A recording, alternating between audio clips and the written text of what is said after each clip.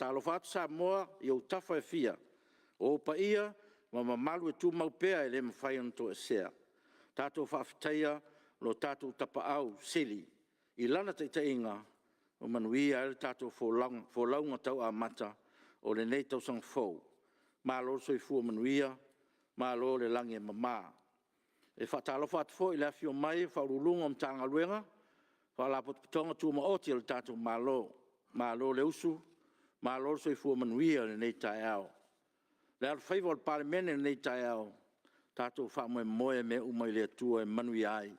Ia ua lava ni ngalo ia i tātou se me tasi o ana me alofa. E pei o na ia wha o ngai na ailo tau soi fua, ma so mātou wola. E wha tau tai le sao Samoa e ala i ona upu whai le nei vai tau. Manuia tere le usunga whono sui mamaru umo le nei Palemene. Manuia fo tapo inga le tunu i ona tūlanga wha lupe ina. Tuina atu pepa. Mua, pepa le Palemene numero 3 mo le wha. Li potu le whainga palo tau au lua o lua tasi a le whaamisinonga sili Samoa. Lo minga mua, li potu tangi o whainga palo tau. Ma ta upu o toe whau i tua ma whainga tau valea. Lua, pepa le Palemene numero 3 li potu le whainga palo tau au lua afe lua sul tasi a le whaamisinonga sili Samoa. Lo minga lua, ta sanga o whainga palo tau lua afe lua sul maltasi. Tu whaata singa o whai unga. Tolu, pepa le Palemene numero 3 mo le fitu, li poti whale tau sanga le whale tupe o le atina e o Samoa, mo le tau sanga whale tupe na whai wina le stolu sulo iuni, lua afe lua sulo maltasi. Ngā luenga o le aso tau malo, whai tau ina o tulafono tau whaofi.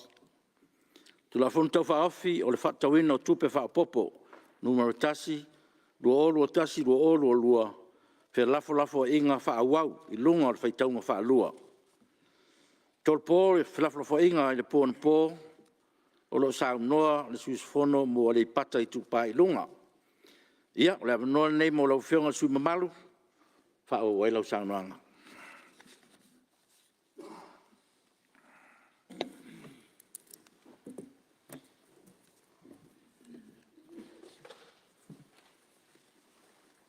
Ia e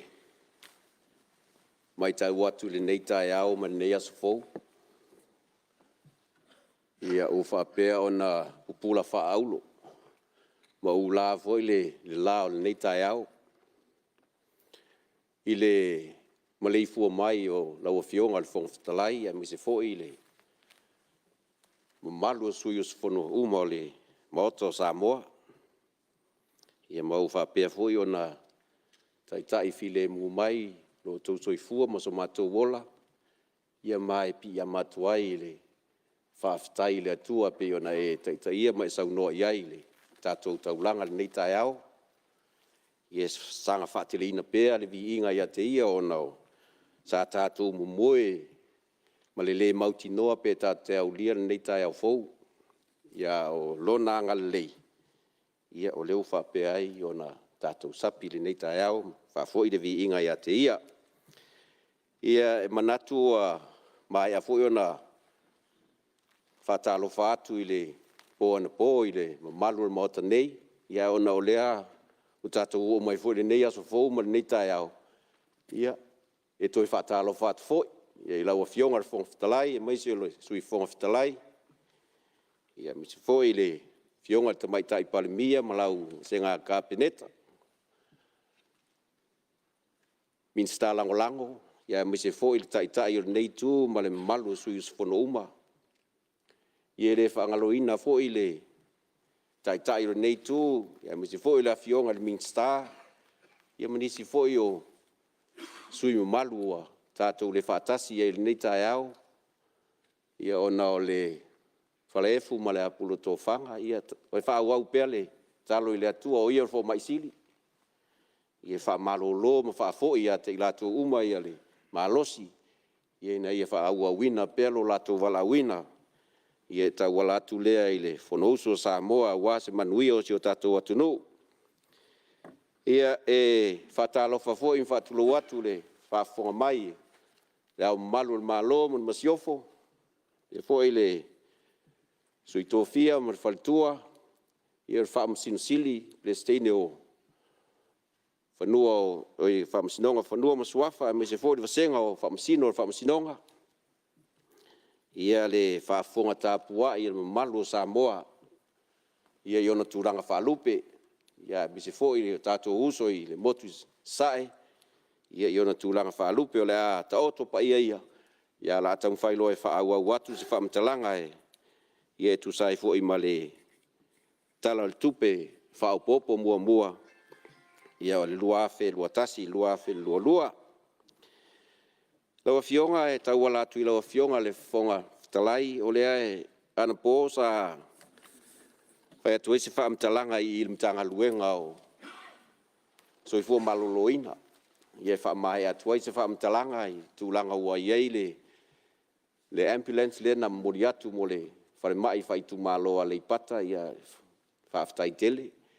Ia na se tu alalo. I eli tai tonunga ia o tiute wha ambulance fo lele ia pe o tulanga ia on call ai te miuma o la te mi tulai mai le fa lave fa fo sei ia tau lava ia tulanga lai tau avta vale e se tu alalo ia lo ia lava avta vale tonu si o mato i tu malo ia o nisi fo lo fe o ai ta vale so i fo malo loina ia talo atuai e faingofie la lava te mi on call ai le se malo lo atu le si ia sau ia po ia fa faingofie fe o inga ia wene isi tūlanga fo i lele ua vivesi mai se wha lave wha pe o le se wha atali la vta vale no fo i fea ma whaisi ma mau ia nao se tualalo e taati atu inai lau a fionga le Mingstar ia wha mai atuai ia se wha talanga e winga i le tanga luenga leo so i fua maloloina lau a fionga ia e tawala atu fo i no foa ia se tasi fo i o sekta e lo AVA se fa mua le nei tu malo ia e ui le o atangia mai tonu le tala fa popo le tupe ia tanga luenga le o Mingstar o aonga ia o le anganga fa aftai ia mai se le kolisi o ale pata lo aonga umai ai le itu pa ilunga ma le itu pa ilalo ia fa aftai o le ua tar no ma le pule ia ua i fu ni meto tia ua au sia kolisi le ya lipata ua 5% o le tausanga sfultolu ua fa manueina le universite ia pio stal fia mai le pule o no tulanga fu sai ai ia i au sia lava le tulanga ia o le si 5% ia o le ua sau noa ni si o sui ia tau fai le paenga fu le trades ia po lalo po kalame tivet ia mai o le anganga whaaftai lea. Le si tūlanga o le kolisi fo leo a leipata. Ia sa o walu iai i le price giving i le tausanga lenga tea. Ia o lo uwa iai o lo iai le talita fo le leo tauwanga la kapis fulu lima a kolisi o Samoa. Ia fai sou no le jampingi mai lea sou, ia mai lo le pia suer jampingi. Ia ma o lae ka ki ko le ofisa o le me kai pule men se nga fa ya onga ia le kadikale ia o sia uku alalo fa mole ka wala ku no foi le fionga le Mingstar ku langa o le malai o le onga le o le makua fa le kongo ia kongo le ngofoanga o ngai fa ka ufusia le lele sa kangu ia mai e vai o ki ia ere ya nga fu ile le fa ko inga ka longa a ko paulo se kolisi e le se malai winga e pi fa nga malai ang isia o nga fu ile le ia skuala lo peisi po kalame fa mole ia ko fa le ai o ngai o le ki le fo ia ka lengi e mo mai i le ku o ka ko a ko ia il kolisi o le paka ia i kulanga i o le fa le ya ki le o me fa nga mo ka longa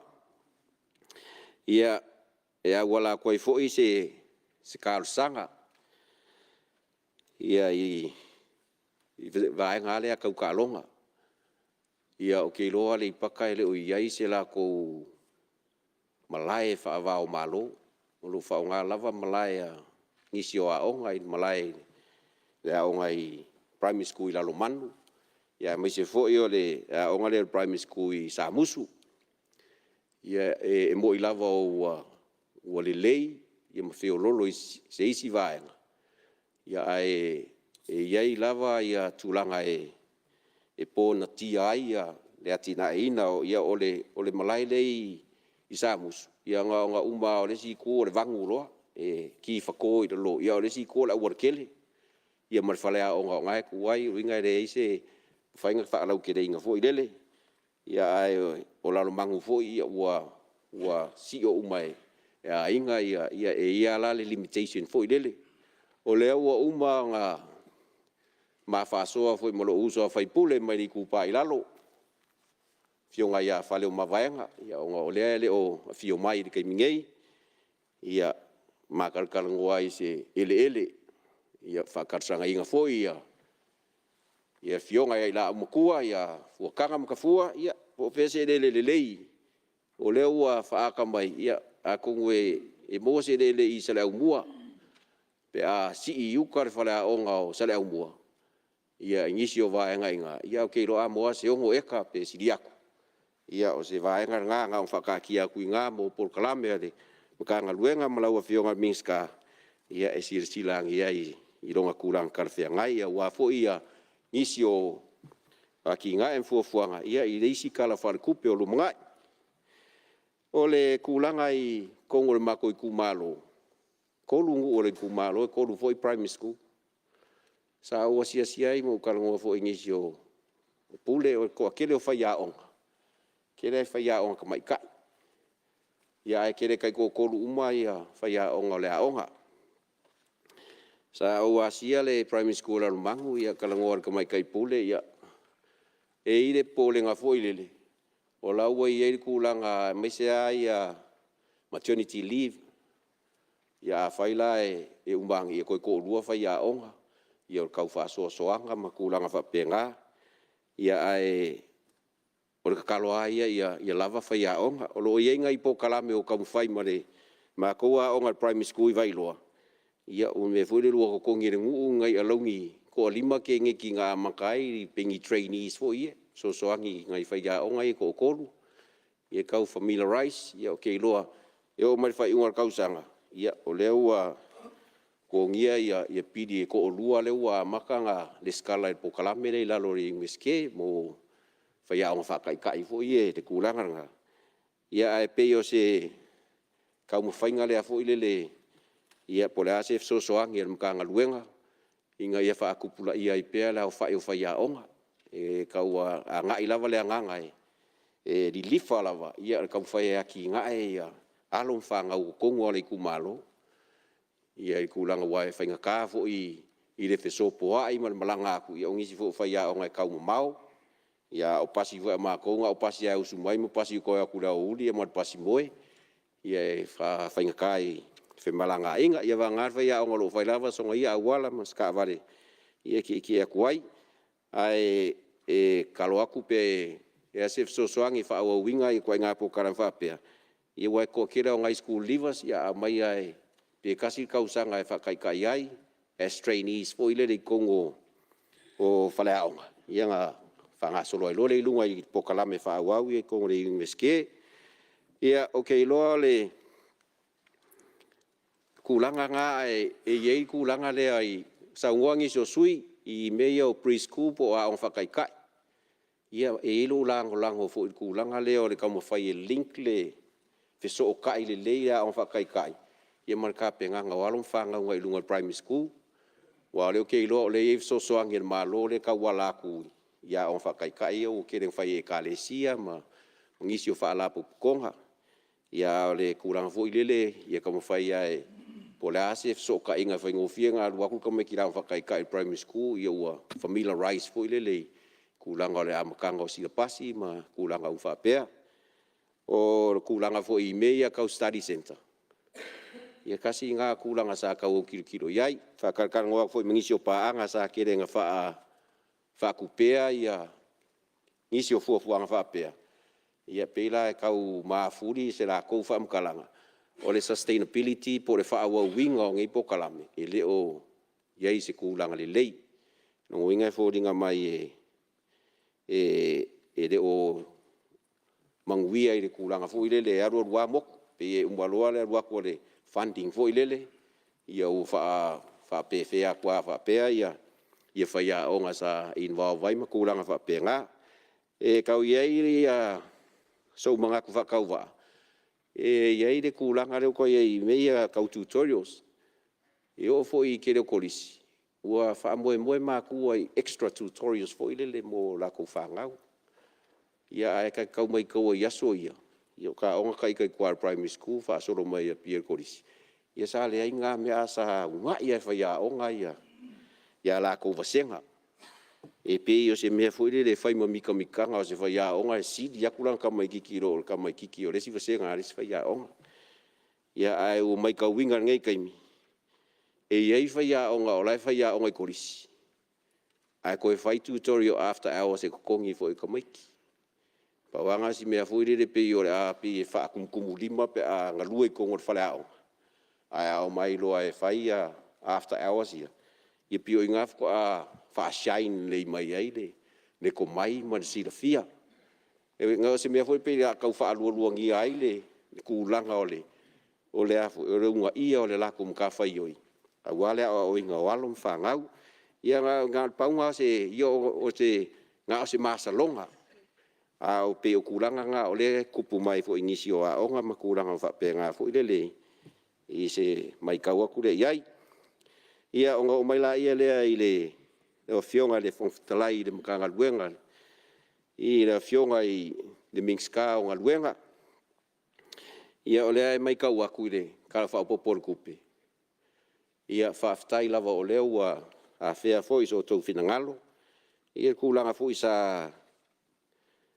fa kuaku ma kualalo aku foi ile kako kala ukur kupe ia I kako CSO ia le pulengo swa vai ma le EPC ia vai nga foi le kisi ia fa aftai o le ua koe kuinga ia ka 2 miliona ia ko ngora mfayenga fa kaungu ngi si o fuanga ia wa foi le fa soa amkanga luenga pulenga ia ngisi o kalsanga ia koe fa mangaku aku la o fionga fa mole kalo ngai ku malo ia mai se lava ia ngofo anga uka lea ka ko hala fa lava lea ka ole tsunami road po le wala le mafu mai o ngale tsunami ia wo ko kere ai nga wa nga ai ia fo ai nga nga fa o fale le ngofo ai o ngai se vai ia ngai ai nga wo ia le kisi ia ai avakupea si kualalo ia po le asi fuanga ingai e ile me kupunge ia le monga mule konga ia kasi ngai kumalo sa a makang kau fe me ia I kulanga fu ile po le vale wai wa le wala ko experiencing mo me sungam ia mai o se me fu ile le ko fa kupu ngai ngi la ngonga o kia o nga men kupu ia ngai ye pele ia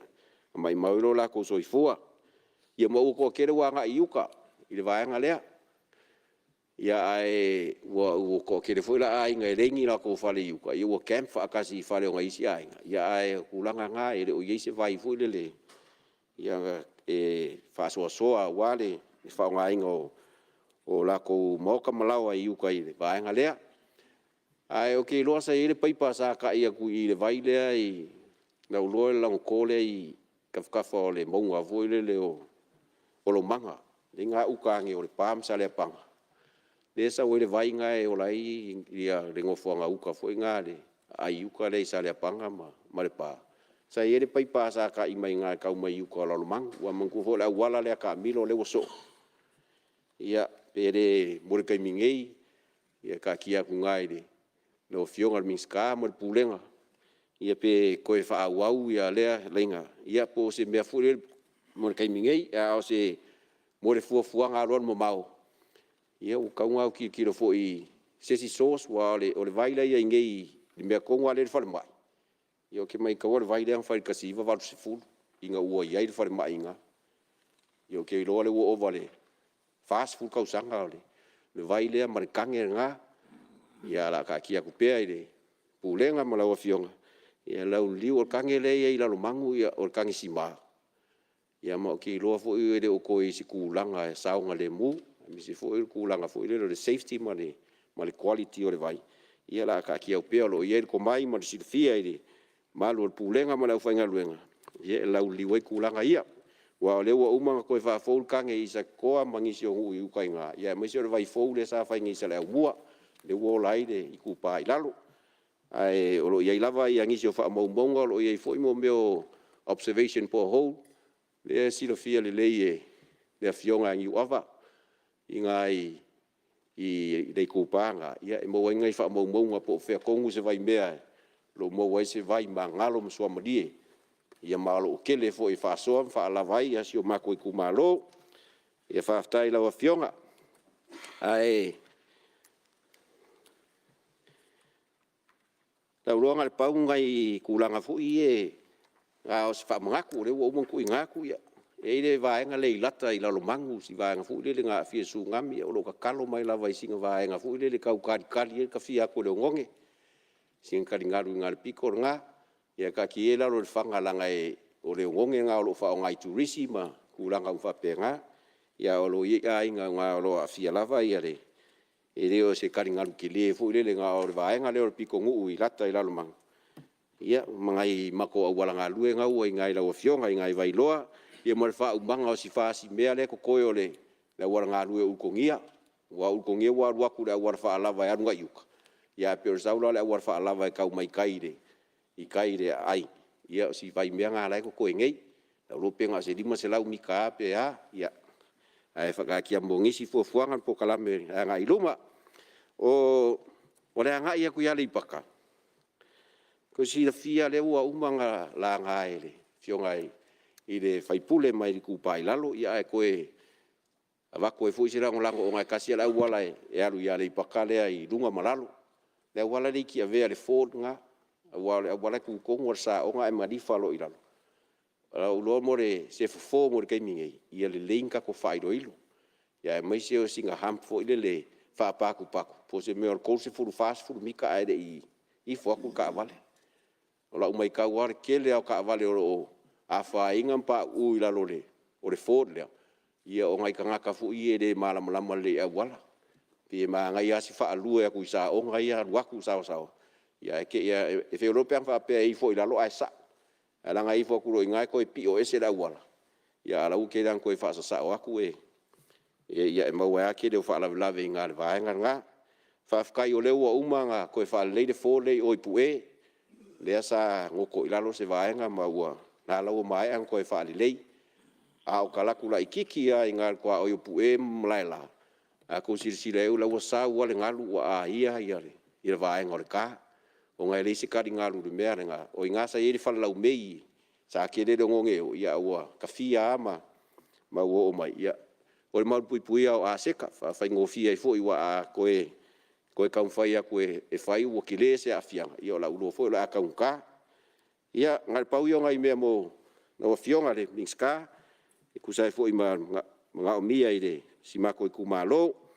o mai la ia le la fionga fo kalai ka wala de la fionga ia le e fionga le mixka o leo ma fui mu ia pe ia nga va ku fu fa mo i ma ko fa mai lo ia la lumang ia o lo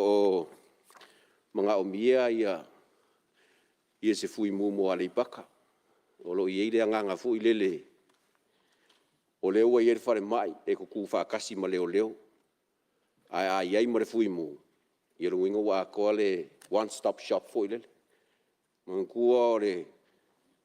le ka fa ko lu le e ku pulos fa la lave ia o la ko wa ia o fa kasi ku langa o fa la lave me fa penga ko ia la fui mo ia ko lo kingor kama ke loa fo i o lo ye lava ele o lo ye kwa ko ngasi le fia la o fionga ka ki ia le malu ole o lo fionga i kulanga fai pule ngei e pia ia ai nga fo ki fia i o au lo mea ngai la lo mang ia nga o ye ele ngai e molea fo fuanga a pe o le nga fui mu ia o ngai kasi e over i kulai lo ko le lori ngei e mankua e uloko le sisinga fu o le lua fes fu valu ia sa kula i meise me se mui I whare fo i o ngai o mākua. Ia, o lea i le whaka i le sisingafu. Ki whaaronga kua o ersa i ringi mo, fui muka ke reu loa, ia. A whaka koe longo mai, ia. Ngo umo kua ka ua ea e ngai loli e lua. I ngai whale vao ma le mafa. Ia ka unga kua. Ia o la ae e ka unga i loli. Ia ua lea se me mwhainga koe sefi. Ia ma ua uma sa whakingo pele la ko ngaluenga. Ia ma e mole koe lea ngang whafkai i le. Pulenga fui mu, ia o le wha aua winga pele la ko ngaluenga. La ngai le mawhai fu e se malos. Ua whaisi ma mau e oa mariku la. Ia o malanga ngai loli kua. E ka mawhai lea wha lavi. Ia a whapea o iei se whaamue moe ngai kaunga wha a kor ka whakolu lea i. Kua le, ia wai kere ngā sewe vai fo i a ngisi o i kumalo kaule laka. Wha solo mai i kumalo le pā, ia mai se fo i kumalo loko whanga. O lea ua iei whale mai, ua iei hotels, mai se o whale aonga. Ia o maoka mwhare ke kele ngi. Ia e le sa whiororo aso ia sa kere i whare sa moa e asu mai ar sami ma. Ia kaiminge, ia e leo koe ngā whakia ua ke kere whale. Ia mai se fo i o le meo loa ngai a kuai, malu le akungu ma. La kou ka whao. Ia mga o mia kaunga ingi. Service ia mo o le kulanga lea. O le kulanga i le i mea ia kula i mai ngei i kako whala au whasa inga. Drugs. Ia o kei loa o se kulanga e wa aluai a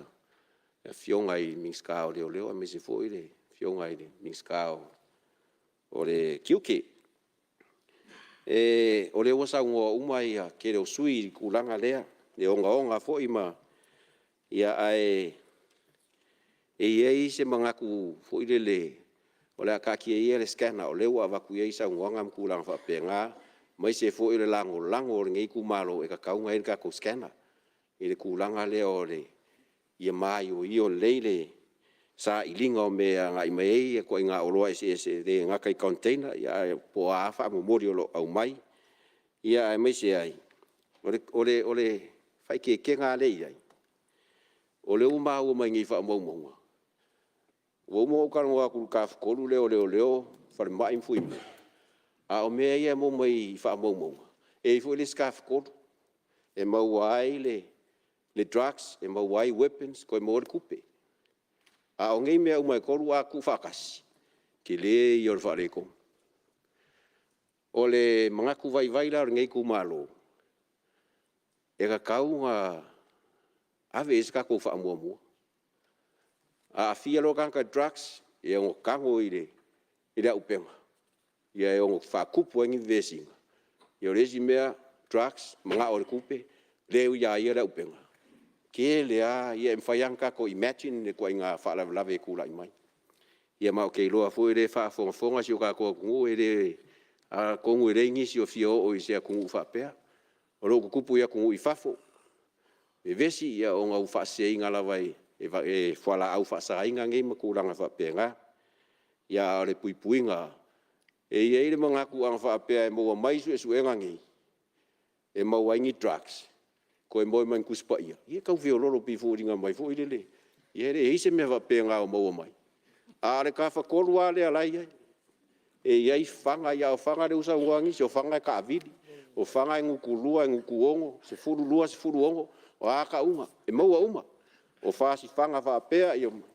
A le kulanga nga mai mau e pe va pe e mau drugs au i man kuspa ia lo winga pingi me fo ile. E so angi le so fu malolo inga. Ia ale kulanga le mo mai fa mo mo ia le ai e popo e ai la le ka fio le sui spongo ole o kulanga le fo ile le o le kulanga le skana ka ua wa kamaka ngai fo i pora controls fo i sau i fafo o le kele fo kanka ia mai ia war skana pe o me ke kele. Au isi mea ia mo me o whala au fui whasa inga. Ia e me se foi o me foi e o isi whala au fui whala au inga. Ia kere ang whasa isi akungu, ia ka kere i roa ia fi mai ngei la ka vai aku iai. Ia e ka ua, a e pausi mea foi lele, a whai o whala au inga. Ia e lele ia le wha a wala mai pei o kongu o ala o mea, whai pe mika ma kuranga wha pe ngā. Ai pausia o lango le au mai o mei o veggies ma fruits ia. Mo so fo malolo inga ska ko ko. O le fa fonga mai le miska lo ngafa ma fo I kulanga io ka ko kiuke ma me fa penga. Ia mo fo isinga subsidy fo lele po ka relax like kiki le kiuke. Mo me ia me se healthy food inga ia fa kere inga ko ngol ko wa kele ia la kele fo fa ka ngaka ma mau ai perso I fo malolo inga. Kui kiki ai fo la ia leo fa mai ia kere ngaso lo ai malo le ko ngui ka ko fa mai ia walu ai fo I lunga le pidi o ave I fafo ia o fai konfikinga mo ka o konga ia kausi le ia le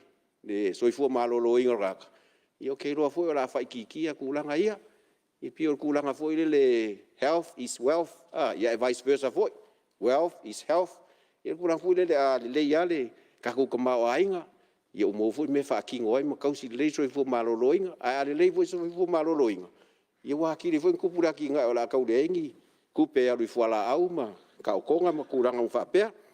ia paunga se ku langa nga ku I la o fionga o le mkanga luenga o fionga miska fa koanga fa ftai mo po kalame o le wa fa ka kikia malo I la o fionga I le kulanga o le ai mau ma kulanga un fa penga ia ke roa fo yo kasi yo me pe o nga kangia mai le fuanga o le ka ko Samoa 2040 ia o le ai mo kingoa yo le me ka fa koanga is one of the key pillars o le ka ko fuanga lu maonga e mafuai nga fai ka ko warehouse le New Zealand inga ia la waku ka ko fai le leanga inga ia fa penga fa ka winga I fafo ia mo le kwela fa kai lango winga ngai po kalame fa kireinga ai ka wanga ia ku se ko lalo fa mole ma se kalo ia I ka ko wakinga e re nga kai fale mai ka winga o I aso ia o ali pakasa kere nga o wakuai wa fango ka ngisi o ainga fu I ka mau ngia pia ia nga wakula ile taina fu nga mo fangoka ia kai mingi ia wa ka deingi wa la ro pe ya ko ya ma ko va ka sira ia ia kere pe ko fia la kere pe ko lu pe ia e o kulanga nga fu ile ka ngoma le fai ia o le pole kulanga fu ile a conformenga ure wa koi si va ai a con wa yere pore ai au ka fe se me ala fiula ko esu si ko si ngai fa mo le pole fa on ka fo ile le ka fa la kai ya war kulanga le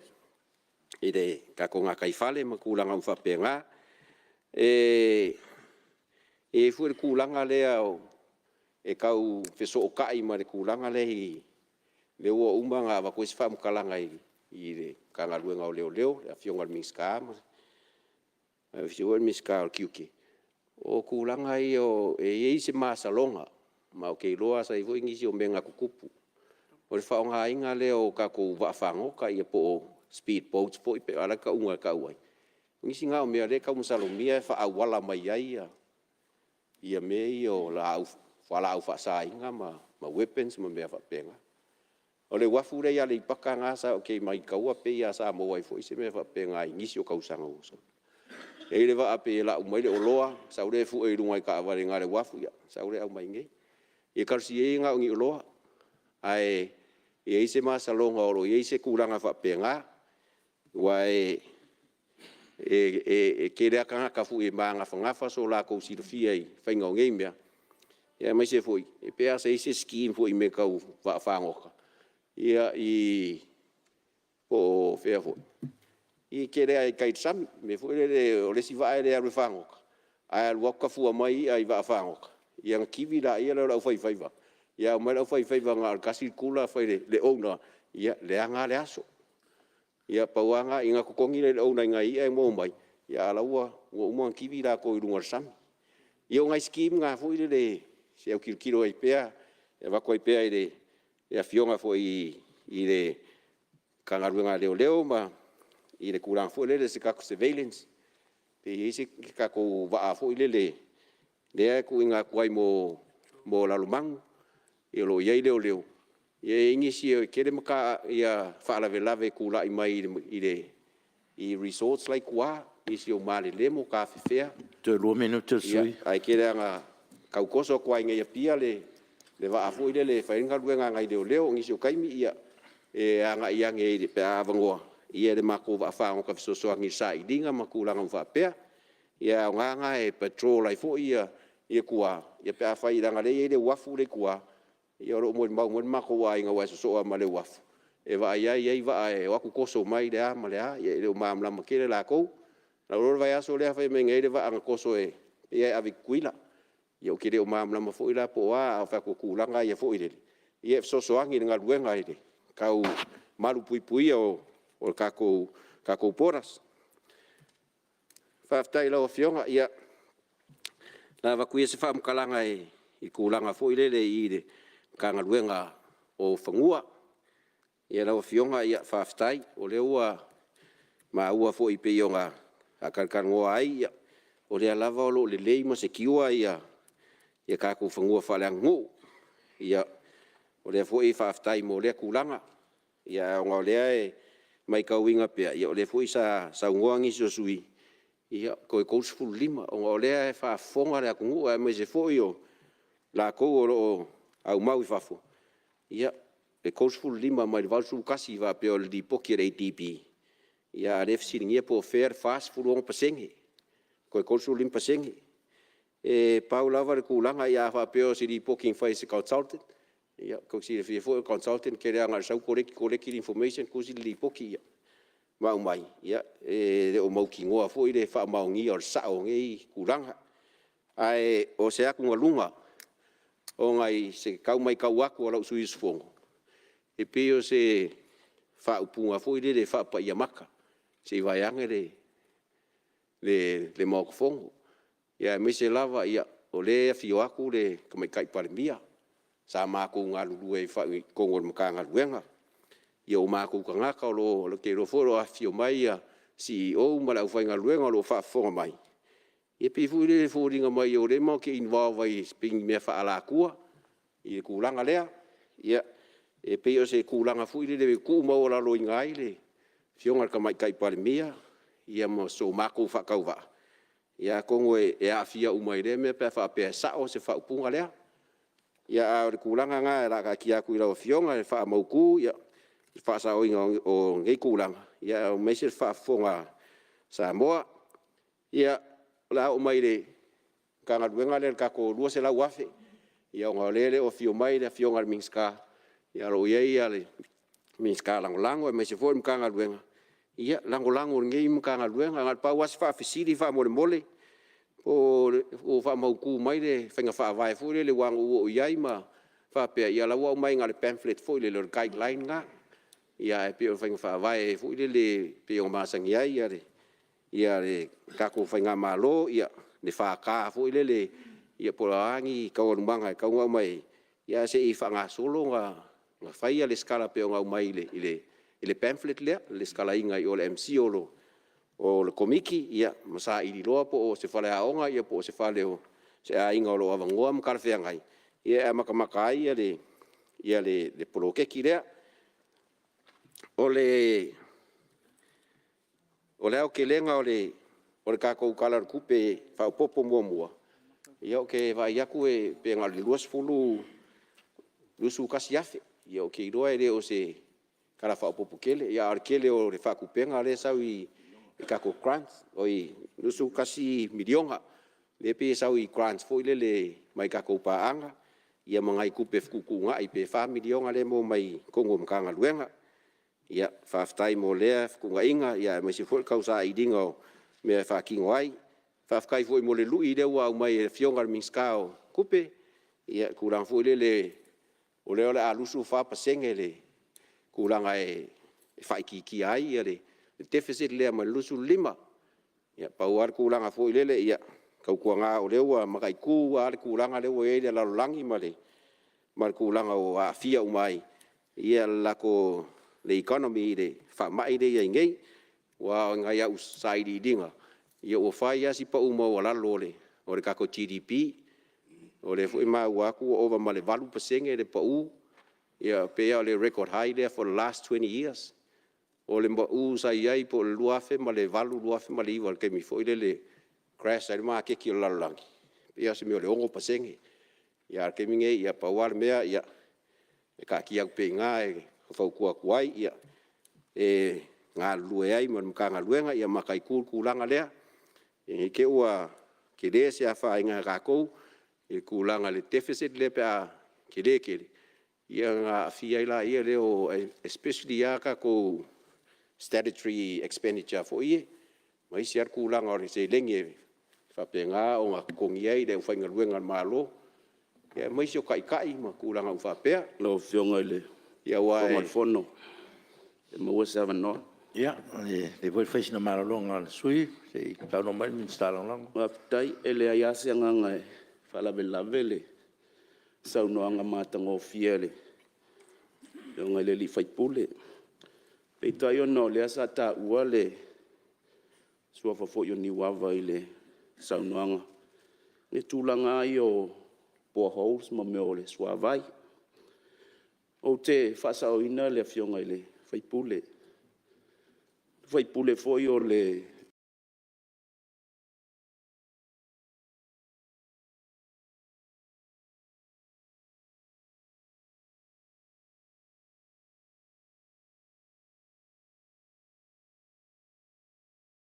expertise o le expert o mea kau drilling o lea o te loa wha maunga o le anga i le itua moni ma wha maoni lana o le whaipule o le uo le lei sa ngā lulue o le wha maunga le ia tea ua maua lunga umale selenity o tua ia le pata o le no winga mai wha maunga i lalo le groundwater aquifer wai eselementa o le borehole monitoring ma le borehole foi le au mai ai le sua vai e tufa atu i le paia mana malo le atunu ona o le tūlanga lea ua tele ina miti umai lunga ua overdraw le tele o le vai ona e mafua mai toi titi a so o matua ia le pata i boreholes i le tau mawhai le su e le vai o le manu manunga foi lea a to e vili foi sesi vai te ua collapse le tu malo ua e tele le mafue ua o le mea na e tupu pea o ina te tele mafui ai tele le drilling foi le ua puputu lou le maota ia lalo ele e avea ma mea e collapse ai le tumalo ai o te whamauina le saunoanga le fionga le minister i le tūlanga le i le suava i o se mea tau o tele ma lau whala lava whaaftai ia o le ua mau atu le whaui vea ia no le ua e tono mai le aquifer ia le ua o saunoanga le sui i le deficit ia o le bea ngā ua kau wha le kongo koe ma le ngofua po o whia kongo le nere o kaku ia me lea ia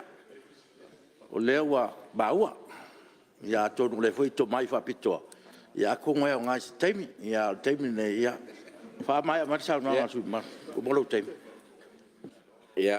whaaftai lo fionga whangwhtalai ia lei whaaftai fo i le sui malu si hura u whaafonga mo ko fongei ia e le ai e kuranga nga sa kam whaia kuai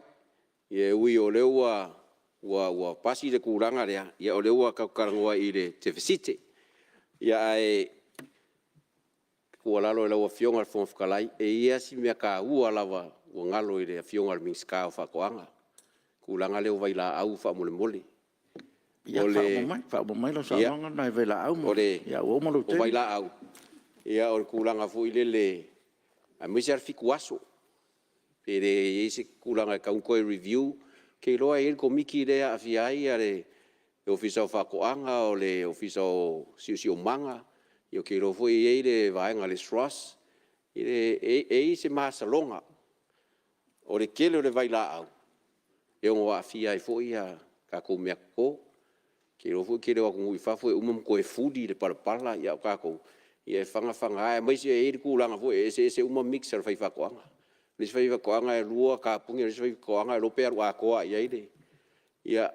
e inguing war pala e ke mi o ngai pala le ma fai ngo ko e ola se me ko e ke wo o se kulanga fu e fa la ko fai ngai lo ngi o ele o si o ka ko ku ai ke lo le ko mai the stress e side i kulanga ia ia wa ke lo ai o afia nutrients ma minerals o le phosphorus or sulfate ma magnesium mea umane palpala i lo o mauai le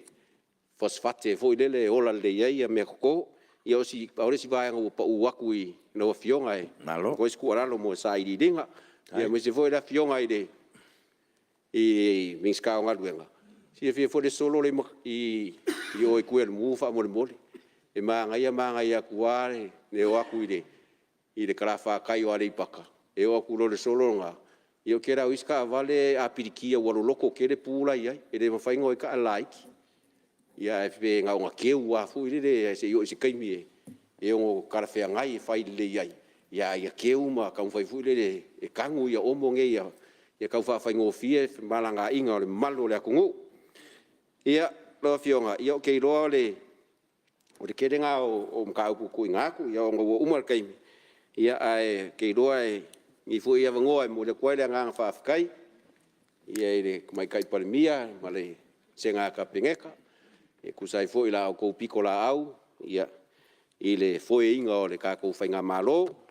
se fu le lango a minska lango ia o le fu fa afkai le ma ko iku le fa ki onga ma ko fu pikola au e ngai al malo ia le fiore sui kai ma le malo sui fu uma ia o le avango fu ile mo le koe le ngang fa kai sa fainga ia lo fa peanga sa mai fa ulunga ma presidium kanga luenga fa la konga ku mo ki ga ko malo ia le fa ngalo inga fo ia le fa la ku sur fongo mo long sui ia mai se le malo la fainga luenga malo sa ka fainga nga luenga wa le fongo uso Samoa ia fa fonga mai foi ka ko ngo mai si so ku malo ka puai mai ia malo ka puai ia anga leile ku ai lo fionga wa fa kon winga o ka ko fonkanga ia manguia su is fonga uma o le moka ia wola tai Ua fa malo sa no ai lo fionga su malu fa tai foi fa soa fa tai foi mo le so swani ta ua foi fautuanga e piona tuina mai ina mota ia me sia foi alo to mai ma anga va sa ngalu e malo ia tonu ta ua telelea mo le tatu fenga malo Palemene man kapineta ia awale anga iluma ia me sia le manuia au luma manuia lo telo le tunu mele ia fa tai fa soa tai foi so ni mai ia ile tatu malo mo le te inga ia manuia pe sia tatu tunu malo fa tai ia la no ne stasio sui il mai tau le no fo peto e to sfuru lava ia no e na fa solo lo le tatu komiti la ngai tau fon sa no tatu komiti ia ai sa no lo komiti ia o na o tau mai ai o to lango ina uma ia le tala fa tau fa popo tupe e melea ia la no ne stasio sui mar ia le mai tau atu wa sa ni mai le sao ia o le sui malu mai ngai fo maunga numero tasi ona po fai malo to kika sawas ia lo wa no le Whaftai i laua fionga le fonga fitalai. Mo le habanoa o le suius fono mai litu malonga ngai whamaunga numera momoa. Laua fionga le fonga fitalai e awai whaatasi. Le bi inga mal whaaftaina mo lia masitia. Wa whaafonga le langi le whaapolo mal whaasangi. Sa whaatangisi ai ia whaamanuia ngā lea tua. Ia wale fono usua le Palemene. Ia e meise le amatanga o le neitau sanga fau o tātou amata savalia. Ia e meise foi o le tātou atu nuu o loo whaafonga tāpua i mai. I le alo whaiva ai o le fono usua le Palemene o Samoa. Pe au tātou tō manatu lau fionga i le fonga fitalai i le tātou savalinga. I le nātau sanga wa tuana i tātou te ioe uma. Me tātou teletonu e le i whaingo fie. Sa tele lui tau, sa tele whaafitauli. Sa tele mea na tutupu tātou te le i māsangi ai. Ai whaafetai I le alofa le mawai o le atua mo Samoa. O lea wai titi upu I mala. Ai tele upu I manu. Lea wa tātou laulua sila whai ai le langi mamā ma le soifua mā tafi. I lana tausinga ma lana puipuinga. I lautou soifua ma so mātou wola vai vai. Ia e meise si o tātou atunu pele o Samoa. O lo o wha wawai peo no tātou sao nga le mu. E le ngata mai ni mala wha le nātula. Ia e meise o wha mai whaingatā ua lofi ai le lalolangi atoa.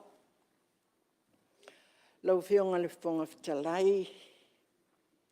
o te muai whaatulo wai ma whaatalofa alo I atu. I le paia o le tāwhitolu whi whaatawa ngai o le malo tuto tasi o Samoa. I le whaafongafonga tāpua I mai ala nā whionga I le au mamalu. Nā whionga I le tuia ana, tui maleli whano, wa le toa soa lau vi le lua,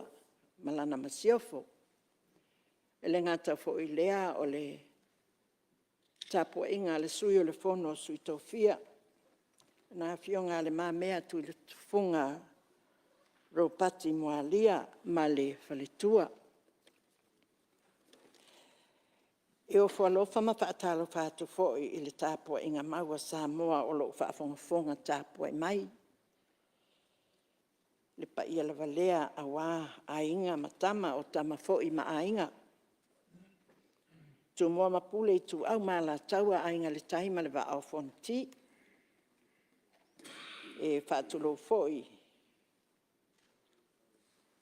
Ma whaatalo whaatu I le whainga māloa tutuila ma manu.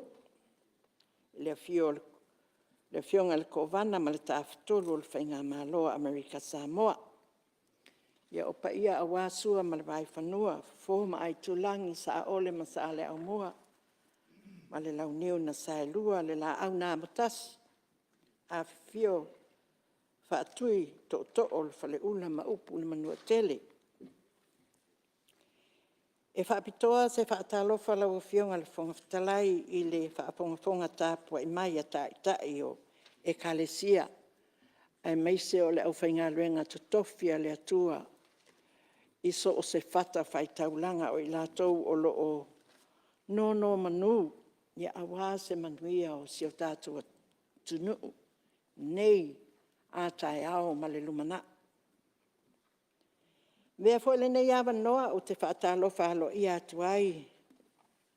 I laua whionga le whonga whitalai o le Palemene o Samoa. Ua whamalo le whai o le whaiva. Malo le whaatoatoa. Malo le whaapalipale. Ai meise I taimie. Si ei fo I fina ngalo le maota nei. Whaatalo whaatu fo I laua whionga ele. Tamai tai Palemia laua whionga le sao whapito. Laua whionga le sui Palemia. Ia whapea ia le mamalu o minsta o le ainga kapeneta. Whaatalo whaatu foi. Iau tau a whionga I minsta lango. Taliu mai le nei turu ia whaatalo whafoi le mātou teita I ui na le o awai mai o no ngase o le tino ai teletonu o lo whaafongafonga mai. Ia whapea foi lau whionga le sui teitai. Ia malama malu o sui umo le nei vaenga o lo oanga ia le tātou whainga malo. Whaatalo whātu le sau whainga le pa ia mawalunga o whaurulunga o matanga luenga ma whaalapo tonga le tātou malo o lo tātou whaatasi le nei tai au. Whaamalo, whaafitai le ngalurue, whaafitai mo le tautuaina o si o tātou atunu o lo tāputapua I mai. Nei pa ui a te au le whaatalofa I lau whionga le whaamasino sili, le presidente o le whaamasino o whanua masuafa. Ia e mese fo I a lii ma tamai tai whaamasino o le ofisa o whaamasinonga. Whaatalo pātapo I lau sunga I le whalau tūsolofono, ma le au whainga luenga. Whaamalo whaafitai mo le tautuaina o le whono uso le Palemene I teimi uma e taua o whiai, malo le ngā lulue. Ia avea fo ile nei e tūla o te whaatalo whaatuai I le whaafonga tāpua I mai a sio utu malo, ngā ngai fo maunga numera mua. Le pa ia lava lea I le a fio tamasao, ma ainga sao malai, sao malau, le ati pou niu ma le whaasau. Talainga I le tūla whale, talainga ala vea o le li o le tū, ia ma le mamalu ia sa fotu ma ainga. Le tātou nuu manase, le tālo whātu. I le fio taito maonalo, ia e whapea fo I le whtalainga I le tau asa, pa ia mawalunga I le tātou nuu I manase. Ia ona whapea naona o whatalo whapitoa I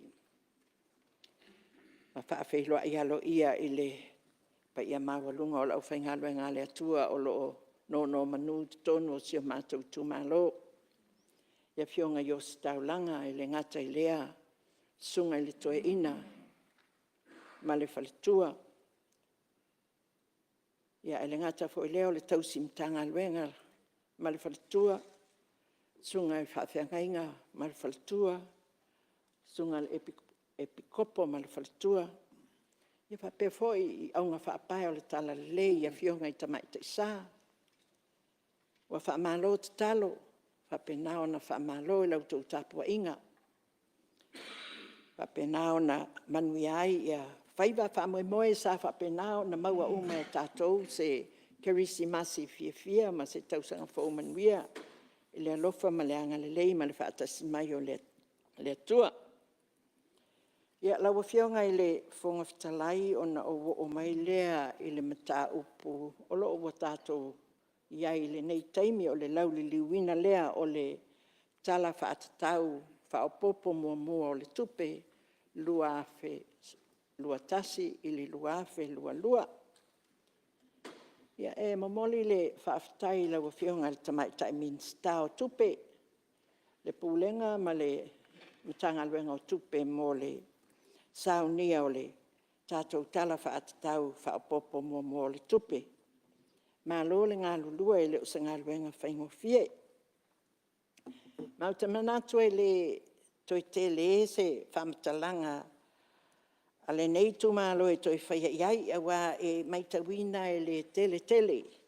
Ia se vāenga tupe, ia mai se vāenga na ai o tupe o whaopopo mo nai matanga luenga e fitu pe valu o lo o whapena o na toi whaopopo atu mo le whaawawina o ngā luenga ia awale si ono masina o lumanai. O te whaaftai mo le talo tupe o leo o fia wa maitawina se tasio vai ngā tupe tāua lewa iai le toi tonu le whamiliona lea ia awa ia le vai ngā foi leo le tise le EPC ia whapea foi le swap o le vai ngā o le swap mai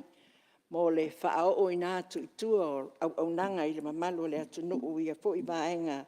tāua o le soifuanga ia pe o le sawilalo le tātou program support au se talia. Whaftai fo I mo le vai ngā tupe lea wa mai tawina wa e talia tuai I a afianga ma le puipuinga o sio tātou atunu mo le mitanga luenga o le soifua maroloina. Ia ai I se mai tau ia I loo nei sui langa le saunga lue ai lea matanga luenga. Te teletonu e toi mo o mia lava se fesoa soani I le matanga luenga lea I la umai tau iai. E le taitai ona lava, mai mo mia I se whaopoponga. Mo vaenga ese o matanga luenga, ai maise o le au whainga luenga. Le maitawina I lea matanga luenga I le pō au. Lea ua silia nei ma le lua tausanga o Savalia i le amata mai le misela, so mai ma le koviti, i lau mai tau i ai. Whaftai le alofa i le atua i lana mea alofa o le soifua ma le ola o nei tangata whaingalwenga. Whaftai e lau fionga le minsta o le matangalwenga o le soifua ma loloina. Le ofisa sili le ma le pulenga atoa ma le au whaingalwenga atoa. Whapena fo iona a awhia atoa i le whaftai le komiti le New York. Le whitao ngā luenga. Ma le au whaingalwenga atoa le ngata o le wafu o le malaiwa a lele. E uma o loo ngā lulua i le taumawhainga o le puipuinga o si o tātou atu nuu. Matua le whaingo fie. E maitawina le telo taimi sa ngā lulue ai. Yo latou fōlinga ma, ai ui o lea, ma lole loto nuu, whawhetai le tautua, lea ua o mai nei lava i le nei taimi, ia o loo whapena lava, ona whaawau le ngā luenga, ma o loo saonga le mo pea ia Samoa mai nei whaamai matautia. Ai, mo lea whapoponga o te maitawina o pia ua whaisi tuhai mai o nisi taimi o tātou tui ia ma sani ona whesosohani mai ai ia lea atu nuu ma lea atu nuu mai o te talitonu e mo o mia lava se si tupe whaanganga atu ai mai whesosohani ai o loo mawhai ona advance le oka ina mai o tātou waila au e mese mo le puipuinga ato ai ma waila au o isi tonga whitinga o loo mo o mia. Mai o te talitonu fo ia le taitai ona lava tātou awa noa i le whalemai, ia na pauleo le whalemai tele na o matotua e tātou te paia lava le tumu o le whalemai le tele o taimi isi ngase e ese mai ai o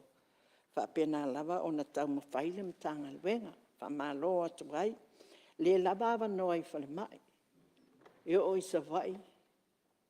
mai te tilo ai se vai ngā tupe whaopopo lea mo lea mtanga luenga. E whesosoni atu ai le mtanga luenga, pe a whai ai a awhia tātou le whamai. E le loa po le ale tātou mea a whai, ai o te tilo i no, whale te tele fo ia, whale komiti, ma whale tali malo, e ono i eise whesosoani e sauni uni ele mtanga luenga mo le whaatotonga ina ai whapena o na mapu i eile mamalo o seo tātou atunu. I ina lewa maitawina pe fo o na i eile whamalo wai o lawa tofu a ia whalemai e whainele fiso ia inga wa lewa na iei fo mai te tono i tu malo te tas i whalemai o lo o iai. Ia whaafitai fo i lawa fionga o lea ua pefo na tātala noa, o lea ua wha matuu atu i tua, so soani wa lewa na au mai a tātou pāanga i atu nuk mamaoi, e ala lea i tātou ambulances, ia po ta vale mo whalemai, i lea whalemai i tu malo, ma lea whalemai i tu malo, ia o lea ua maitawina ua whapena o na wha matuu atu i tua, ia ai o le talo sanga le nā le suia le nei tu malo, mo o mia pea le sosani le matanga luenga lea. Leanga o le soifua ma le ola e le toi maua i lunga o se whata o se whale o loa. E ave pea i aile wha mua mua le malo e pea on tātou maitawina i tausanga uma. Le ave e i ai o le wha mua mua. Ia e me se foi o le matanga luenga wa onga o lo wha pena o na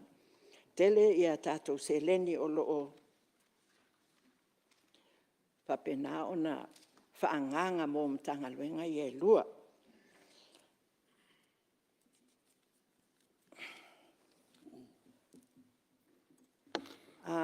Ua o wairu peina le saunoanga matango fie sui mamalu.